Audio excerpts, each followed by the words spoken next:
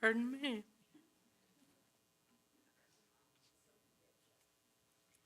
Welcome to this sacred place, this special time, this community made holy by our presence and our commitment. I'm Janice Cannon, your worship associate for today. It's my pleasure to welcome you to our Unitarian Universalist of Transylvania County service. This is a welcoming congregation, a safe space, a time for hope, a dwelling place of the holy. We come together here each week to root ourselves in the saving messages of this faith, that each and every person is important, that we each belong to an interdependent web which is holding us in love and calling us towards compassion and courage, justice and transformation.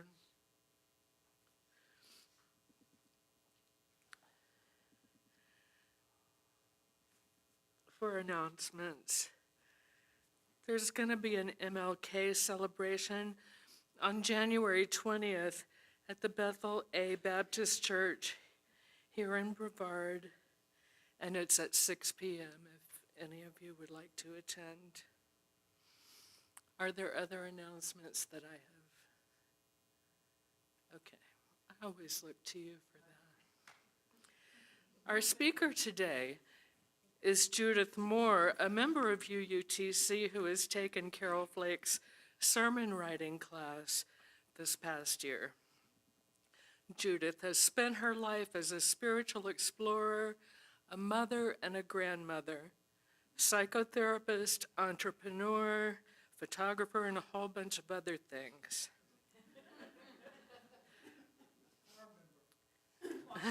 Choir member. Raised in Philadelphia as a Quaker, she found herself outside of the mainstream of religious practices, eventually deciding that that was just fine for her. It meant she never felt the need for an intermediary between herself and Source, so she began to meditate to go deeper and find her own way.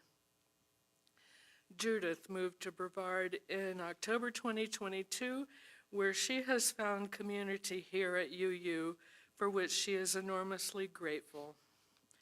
Having moved many times in her life, she's happy to put down roots in this small town where she expects to remain until she moves out permanently.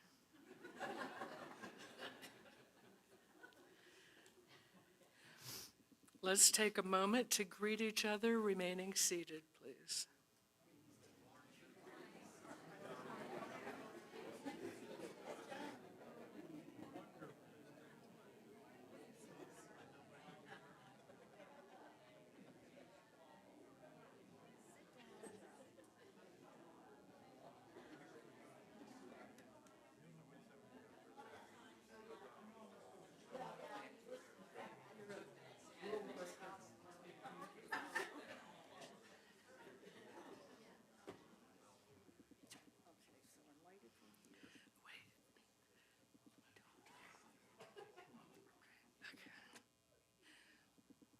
For our chalice lighting this morning, I will be reading May This Flame by Betts Weinecke. May this flame, symbol of transformation since time began,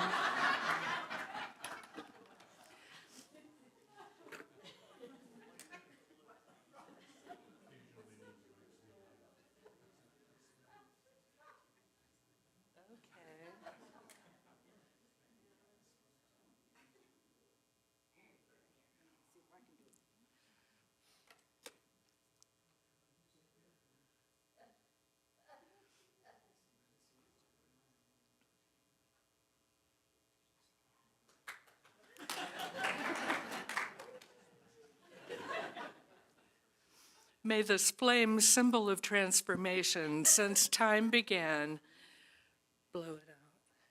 Fire our curiosity, strengthen our wills, and sustain our courage as we seek what is good within and around us.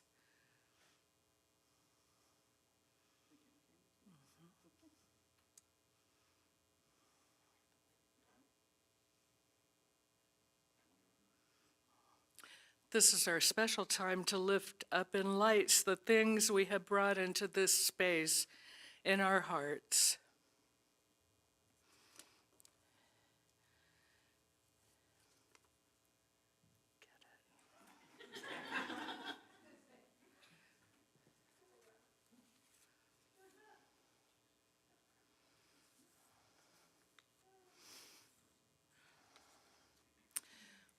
We offer prayers for Joe and Sharon Gublow on the passing of their dear, precious dog, Ruby, who we've all seen the pictures of her on the trails online.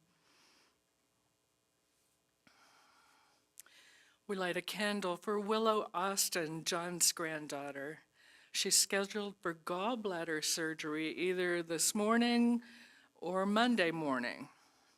She's at Mission in Asheville. A gallstone is blocking the entrance to her pancreas.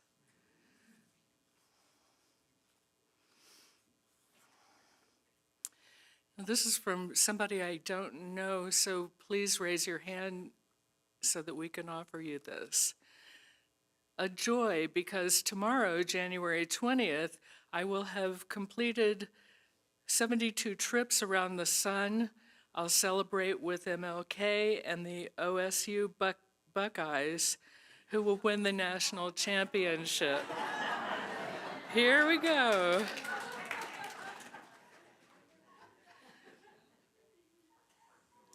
Congratulations.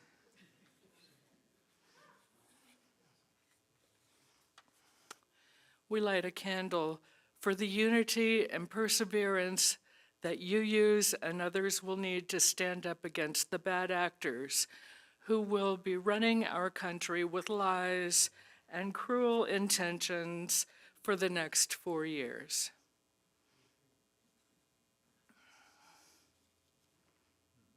We light a candle for those online or here in this room for those things they have held silently.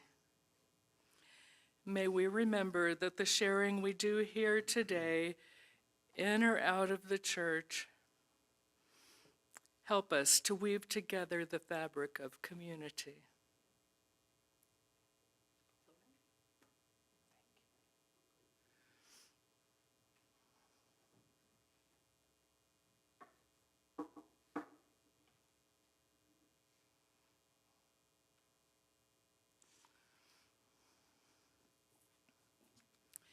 Enter with me that still place within the center by Linda J. Hottie. Enter with me that still place within the center where we find not only our inmost selves, but also our connection to the farthest reaches of the universe. Here we confront our aspirations and our failings. Though we seek always for our lives to be full of goodness, we sometimes lack courage to right the injustices that confront us. Though we seek always to be generous, sometimes our fears cause us to be greedy. Though we seek always to walk the moral high ground, sometimes we judge others too quickly and too harshly. Though we seek always to understand the larger mysteries, sometimes doubt causes us to lose faith in our purpose. Here in this space, made sacred by our shared lives and our shared yearnings, may we find new courage, new generosity of spirit, forgiveness given and received, and rededication to the higher purpose of our lives. Come, let us worship together. Our opening hymn is There's a River Flowing in My Soul, and John Austin knows the number.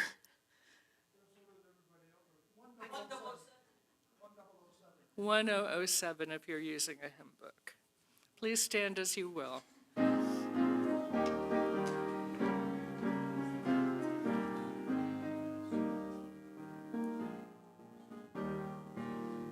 There's a river flowing in my soul. There's a river flowing in my soul, and it's telling me that I'm somebody. There's a river flowing in my soul. There's a river flowing in my heart. There's a river flowing in my heart, and it's telling me that I'm somebody. There's a river flowing in my heart. There's a river flowing in my mind. There's a river flowing in my heart, and it's telling me that I'm somebody. There's a river flowing in my mind.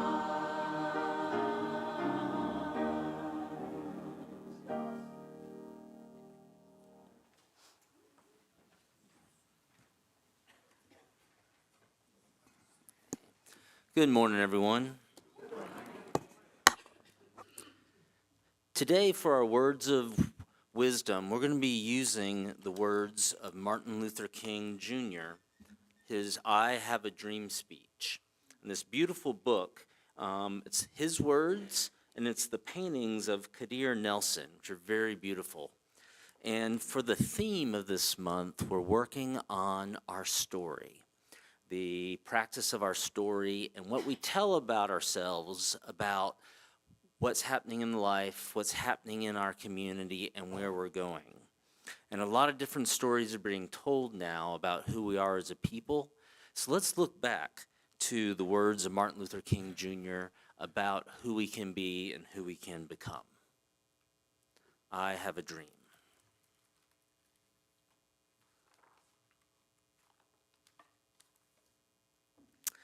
I say to you today, my friends, that even though we face the difficulties of today and tomorrow, I still have a dream. It's a dream deeply rooted in the American dream. I have a dream that one day this nation will rise up and live out the true meaning of its creed. We hold these truths self-evident, that all men, that should be people, are created equal. I have a dream that one day on the red hills of Georgia, the sons of former slaves and the sons of former slave owners will be able to sit down together at the table of brotherhood.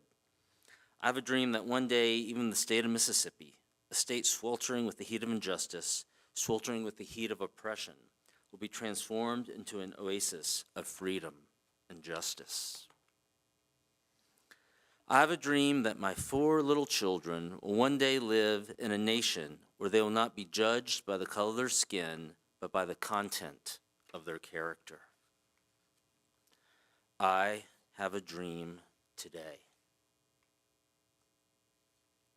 I have a dream that one day little black boys and black girls will be able to join hands with little white boys and white girls as sisters and brothers. I have a dream today. I have a dream that one day every valley shall be exalted and every hill and mountain will be made low, the rough places will be made plain, and the crooked places made straight, and the glory of God shall be revealed, and all flesh shall see it together. This is our hope. This is the faith that I go back to the South with. With this faith, we'll be able to hew out of the mountain of despair a stone of hope. With this faith, we'll be able to transform the jangling discords of our nation into a beautiful symphony of brotherhood. With this faith, we'll be able to work together, pray together, struggle together, to go to jail together, to stand up for freedom together, knowing that we will be free one day.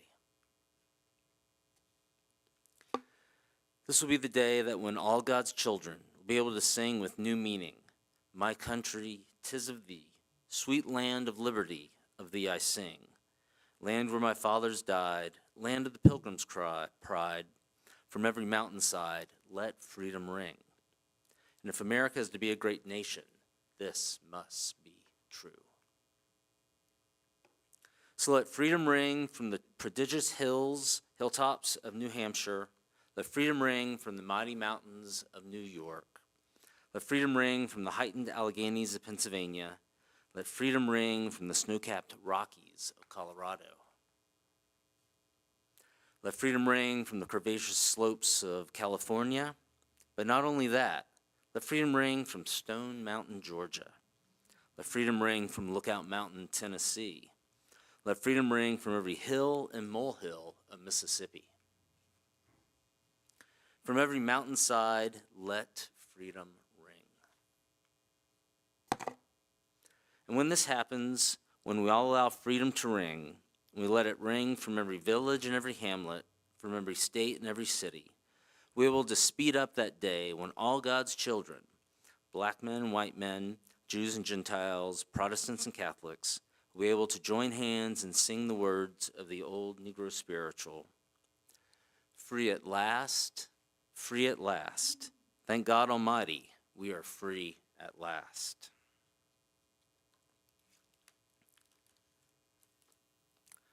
Let's all hope and pray this can be the new story we find ourselves in, and we can continue these words forward. Right, we will sing our kids out to the kids class. And to do that, is it Eli or Liam who's coming up with the candle? Liam, come on up.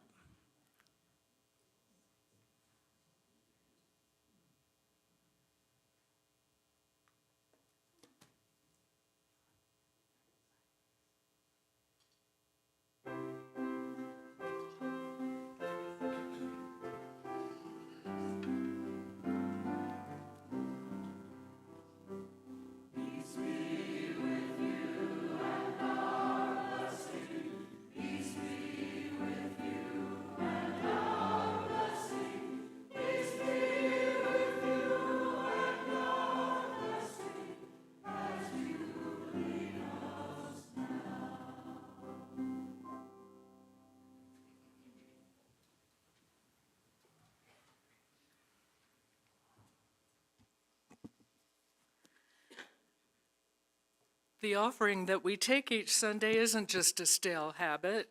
It's an opportunity to recommit to this place and to these people. Our offering is an affirmation, a yes. When we give, we say yes to something we value. With our gifts freely given, may we say yes to the values of our faith. This month, our mission is to contribute to Transylvania Habitat for Humanity. You can put your donation for this much-needed service in the envelope provided in the baskets.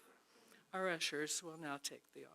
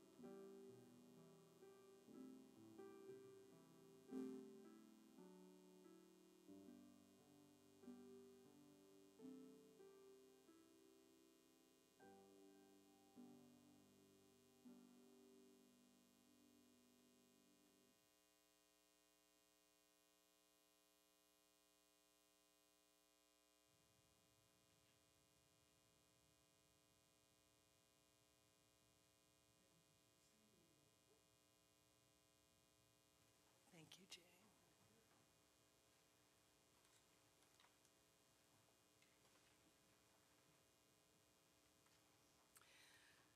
For what is given in love, we are grateful.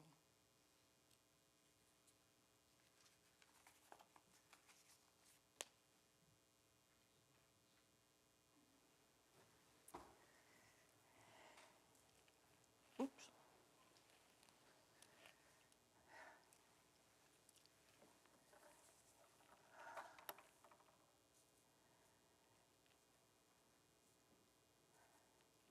The one that's on top,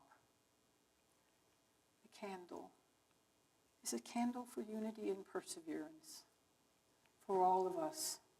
Here, you, and others who will need to stand up against those who are working not to bring peace. These are not the words that are here, but those who are working against what we stand for. There's a joy, because tomorrow there's a birthday. 72 trips around the sun. Happy birthday tomorrow. Prayers for Joe and Sharon for the passing of Ruby, a dog that has been with them, who has been with them for 14 years? 14 years, a family member. And for Willow Austin, who is scheduled for surgery, gallbladder surgery, either this morning or tomorrow morning.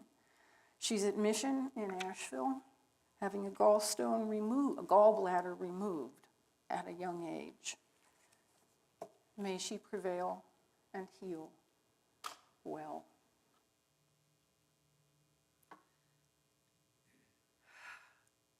At this time, whether you are sitting with your eyes closed or your eyes open, collect yourselves, settle into yourself, find your center, and take a breath. Now is the time when we do everything we can to find that center that we all have and to connect with it individually and together as a group.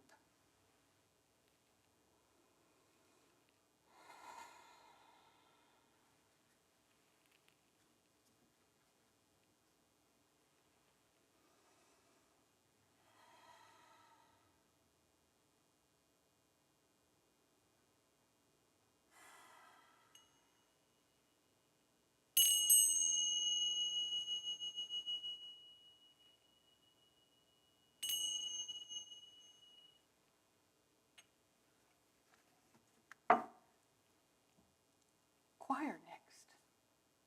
One of our favorites by Elaine Hagenberg, although there's some dispute about how their last name is pronounced. One of our very favorites, Oh Love.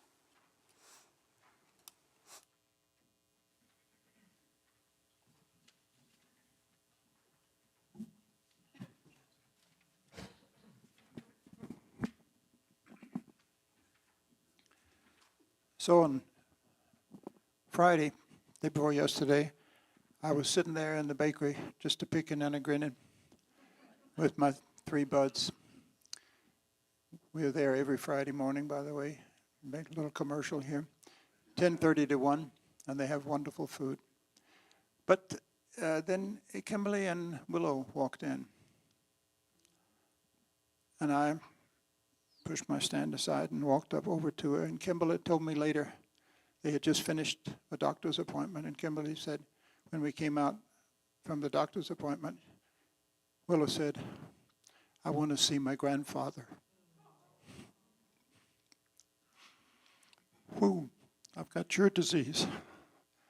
Anyhow, they went in yesterday, well, Friday night late, and I was there with them yesterday for 3 or 4 hours, and Willow is fine.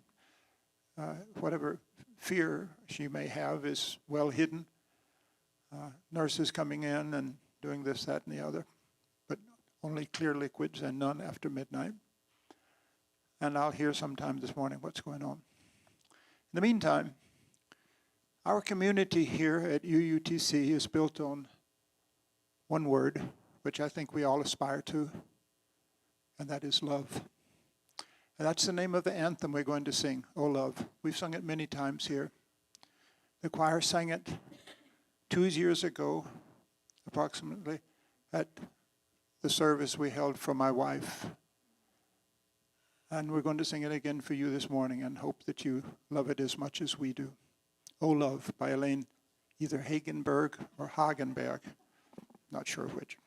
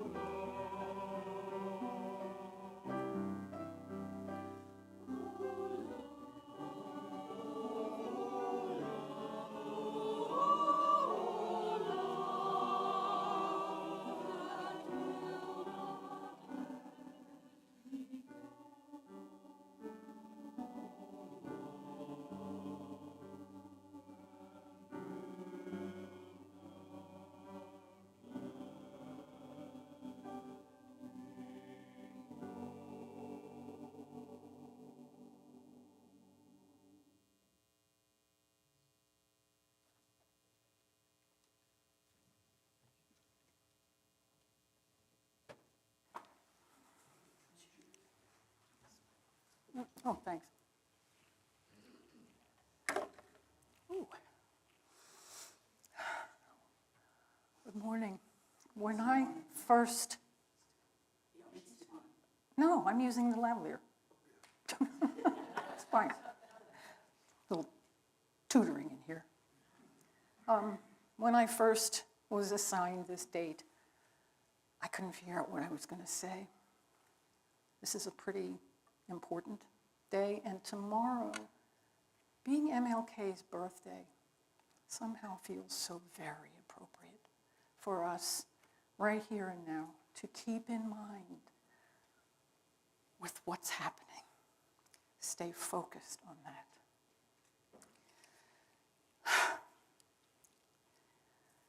Too Dumb to Quit is the name of the book I thought I'd write about my life. For some reason not completely understood by me, I just keep getting up after being knocked down.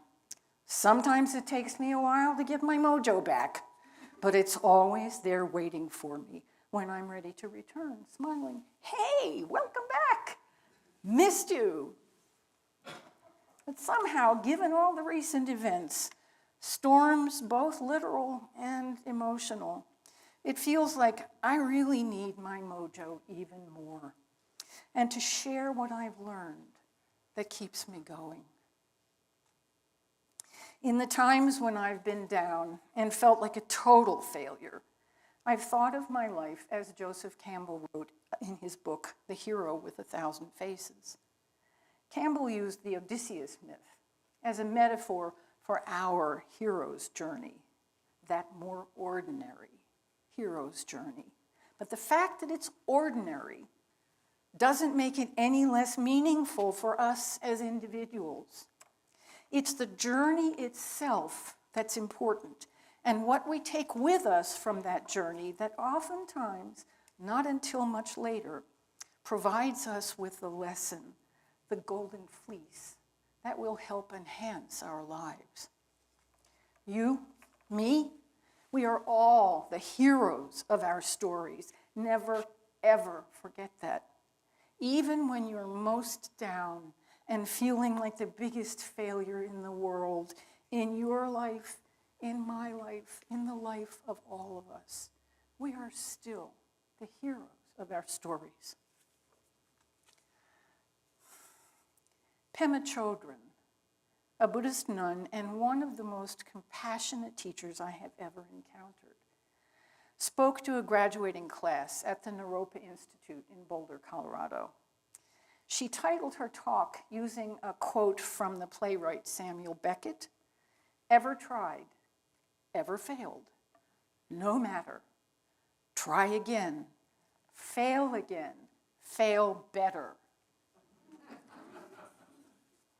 Pema expresses her perspective about failure much more eloquently than I can, so I'm just going to read her words.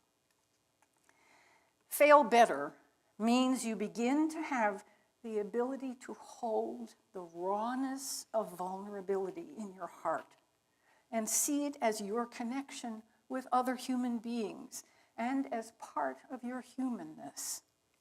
Failing better means that when things happen in your life, they become a source of growth, a source of forward, a source that comes from that place of rawness from which you can really communicate genuinely with other people. Pema continues, your best qualities come out of that place because it's unguarded and you're not shielding yourself. Failing better means that failure becomes a rich and fertile ground instead of just another slap in the face. And so I can tell you, she continues, that it is out of this same space that come our best human qualities of bravery, kindness, and the ability to really reach out and care about each other.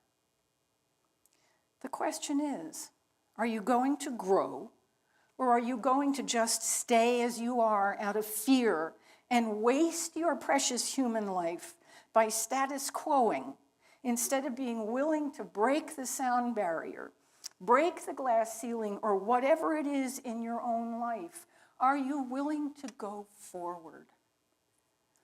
She finishes by saying, I suggest the willingness to go forward instead of staying still, which is essentially going backward, particularly when you have a calling in some direction.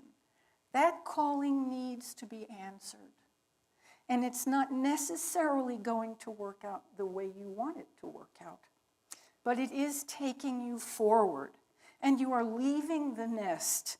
And that can never be a mistake, to fly instead of staying in the nest. There's a short poem apropos of flying by an English poet named Christopher Leigh, and my guess is some of you may have already heard it. Come to the edge.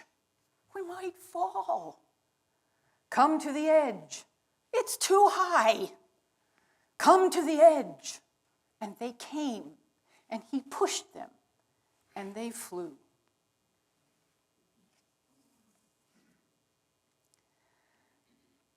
I left a comfortable life. A life in which I was given every financial opportunity and wanted for nothing financially. Carefully protected in what felt like living in a bell jar, one of those clear glass jars, and alone much of the time. I was unchallenged in any way other than the challenge that came with living in a relationship that left me sad and lonely. Then one day I discovered a lump on my left breast, and I knew it was time to go. Standing at that edge, teetering, looking down at what seemed like way, way too far down, I stepped off.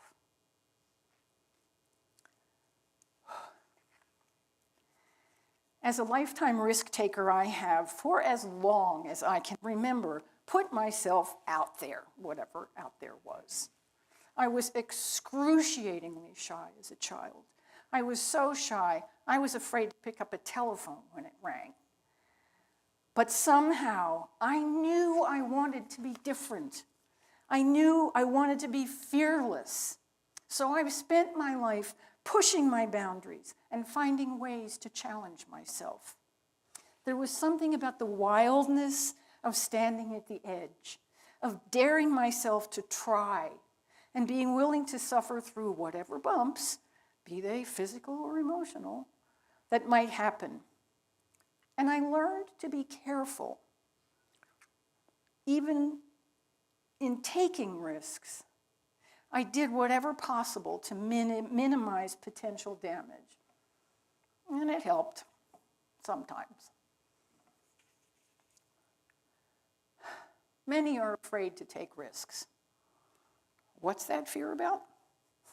Most of us know the answer. We're afraid of making fools out of ourselves, or the very sensible fear of injury of some kind. Returning to Pema Chodron, fail better means you begin to have the ability to hold the rawness of vulnerability in your heart. I suggest finding that willingness to go forward instead of standing still, particularly when you have a calling in some direction.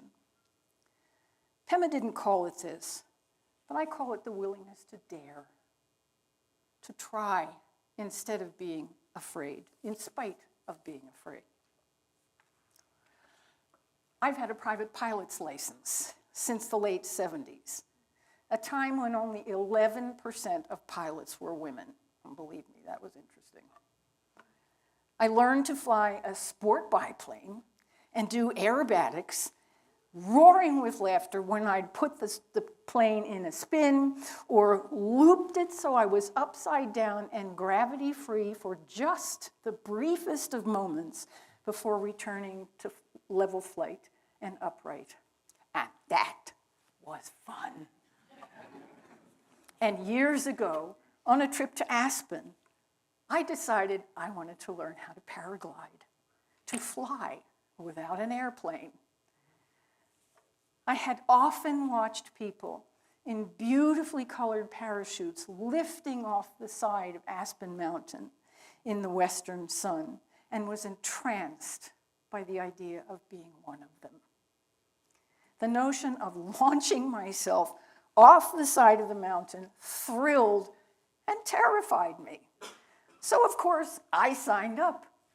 And the next day began the lessons, 4 days of them culminating in a solo flight from the western face of Aspen Mountain. I was part of a group of 6, each with an instructor. We met at the base of the mountain, took the gondola to the top, and walked to the launch site. I've never been so scared in my entire life. Yet at the same time, the thrill of learning to feel flight with only a parachute as a wing and the challenge of daring myself kept calling me on. Come to the edge. We were all taught to make sure the wind was coming up the hill for lift. Down is not good.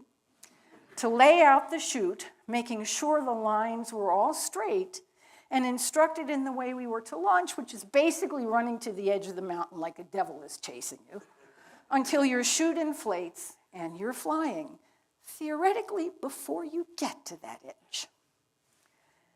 The instructor strapped a chute to his back, and me strapped into a harness to him securely. And together we ran, and we took flight. For 3 days, we all flew tandem, strapped to the instructor for safety's sake, for the sake of our skins and their liability. On the 4th, we were to fly solo. By that time, I had lost 4 pounds.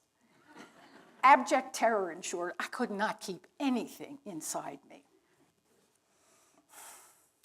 On the 4th day, we met at the base of the mountain, took the gondola to the top, and walked to the launch site. We checked the wind to make sure it was going up the hill rather than down, spread out our chutes behind us, strapped ourselves in our harnesses, alone this time, and one by one began to launch. It was my turn.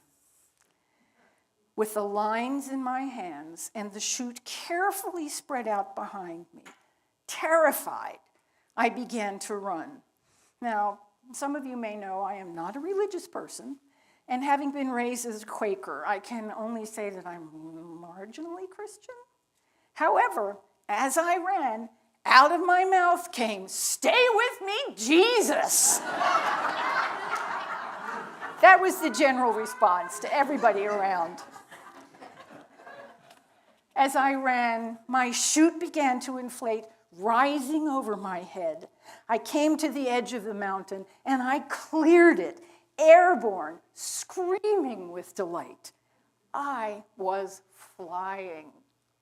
It was one of the most exhilarating experiences I have ever had. Terrified, I dared. I took the risk, and I flew.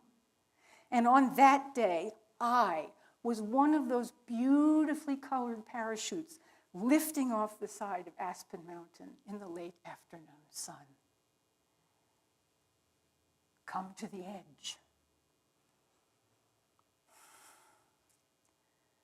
For those of us who take a risk, whatever that risk might be, who are willing to dare, we may know that we might not succeed, but we try anyway. Scientists, Olympic athletes, entrepreneurs, and crazy people like me all know that only some will make it. But we try anyway. We make sure we've done our advanced planning and preparation, and we're probably afraid, but we try anyway. We have to. We are constitutionally rigged to keep going in spite of what others perceive as craziness. We have to try anyway. We have to go to that edge. Fear and daring are two faces of taking a risk. Fear of failure and of ridicule, and as I said before, that most sensible fear of being hurt. Fear of standing in front of an audience and blowing it, and continuing on in spite of that fear. Daring to be vulnerable, daring to be seen, daring to push our boundaries and expose that rawness and vulnerability that Pema wrote about in order to grow and become who we really want to be. Come to the edge. We might fall. Come to the edge. It's too high. Come to the edge. And they came, and he pushed, and they flew. I went to the edge, and I learned to fly. So maybe I'm not so dumb as I thought.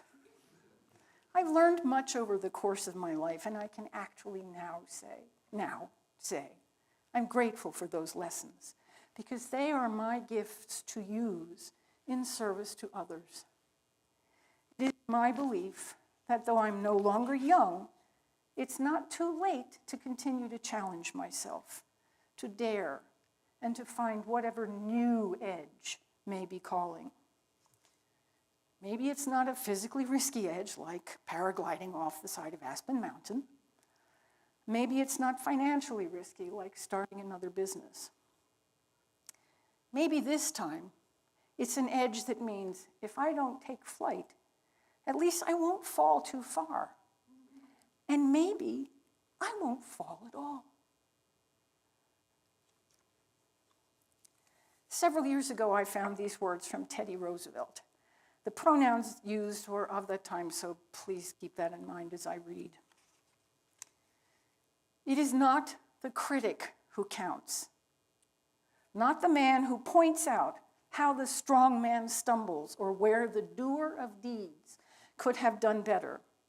The credit belongs to the man who is actually in the arena, whose face is marred by dust and sweat and blood, who strives valiantly, who errs, who comes short again and again, because there is no effort without error and shortcoming, but who does actually strive to do the deeds, who knows great enthusiasms, the great devotions, who spends himself in a worthy cause, who at best knows in the end the triumph of high achievement, and who at the worst, if he fails, at least he failed while daring greatly, so that his place shall never be with those cold and timid souls who neither know victory nor defeat.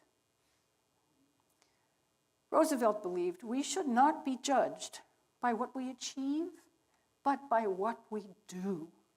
It's the process that matters. It's the keeping on, the getting back up again and again that matters. So, too dumb to quit? Nah. Especially now. In the larger arena, we haven't failed. We dared. We took a chance. Now we must keep going. On an individual level, take that risk. Climb that hill to the edge and find your wings, whatever they are and wherever they take you, be that in your own individual life or in the larger arena. There is still so much work to be done. Care to join me? Thank you.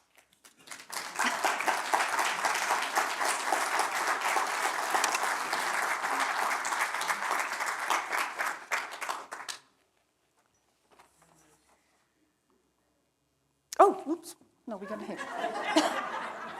It's the first time I've ever done this. We have a closing hymn, number 1029, Love knocks and waits for us to hear. And the words probably will be up on the screen, as they usually are.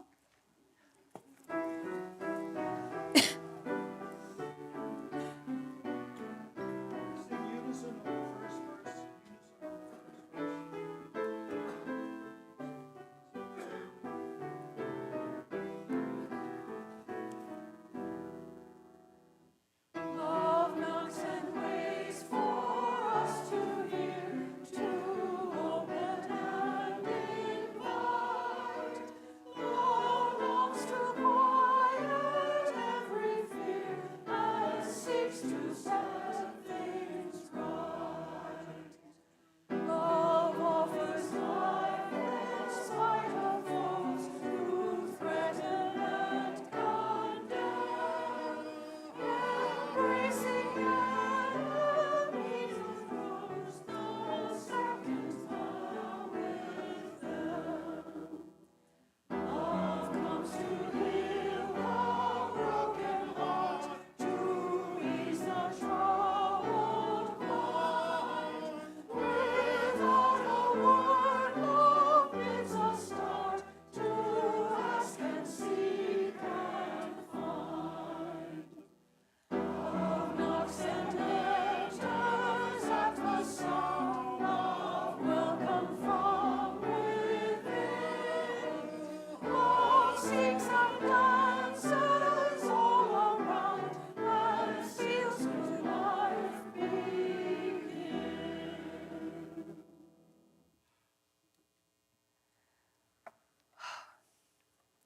This week and going forward, give yourselves permission to stop and shut the world out at least once a day.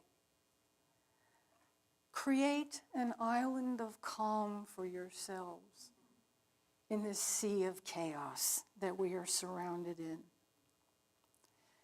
Look inward to find your center and continue to live our lives, your life, as our own form of resistance, with calm resolve and quiet determination. Yes, the chaos is present, and there are and will be more efforts to push us off balance as a form of control. Keep your feet firmly planted in non-reactivity. Build a mental and emotional support survival kit for yourself. What do you need to remain on an island of calm, to stay steady? I say, breathe at least once a day. Take time to breathe into your heart. Do your best to step back when you feel fear. Give yourself time to think and plan. Both will help you to build your island and to create that much-needed stability. Stay in your heart.